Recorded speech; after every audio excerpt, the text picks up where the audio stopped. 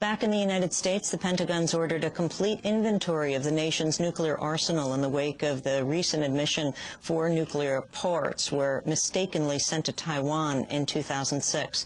It was the second major nuclear blunder for the military in the last 6 months. Last year, the Air Force unknowingly flew nuclear warheads between North Dakota and Louisiana. And on the campaign trail, both Democratic candidates gave major addresses Thursday to tout their economic policies. In North Carolina, Senator Hillary Clinton called for a new federal program to retrain laid-off workers. Clinton said she would stand up to corporate interests. The oil companies, predatory student loan companies, the insurance companies, and the drug companies have had 7 years of a president who stands up for them. I will be a president who stands up for all of you.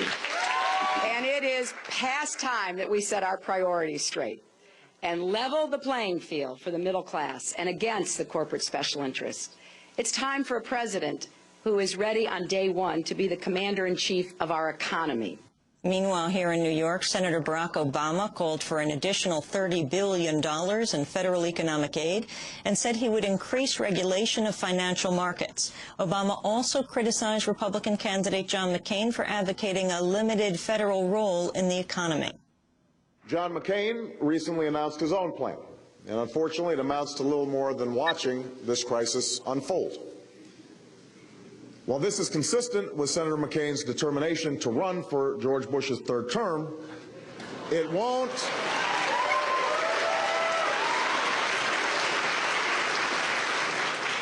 help families that are suffering, and it won't help lift our economy out of recession. Obama was speaking at the Cooper Union. I had a chance to briefly interview him as he was shaking people's hands after he left the stage. I asked Obama why he's not calling for a total withdrawal of U.S. troops from Iraq in accordance with the 70% of Iraqis who say they want the U.S. out. Senator Obama, 4 questions. 70% of Iraqis say they want the U.S. to withdraw completely. Why don't you call for a total withdrawal? Well, I do, except for our embassy.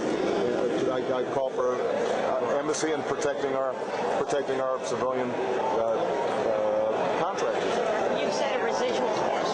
Yeah, but no, I don't think that you've read exactly what I said. What I said is that we do need to have a strike force in the region. It doesn't necessarily have to be in Iraq. It could be in Kuwait or other places. But we do have to have some presence in order to not only protect them, but also potentially protect the territorial integrity. I'm the one who sponsored the bill that called for the investigation of Blackwater and those folks. But would you support the Sanders one now? Well done. Here's the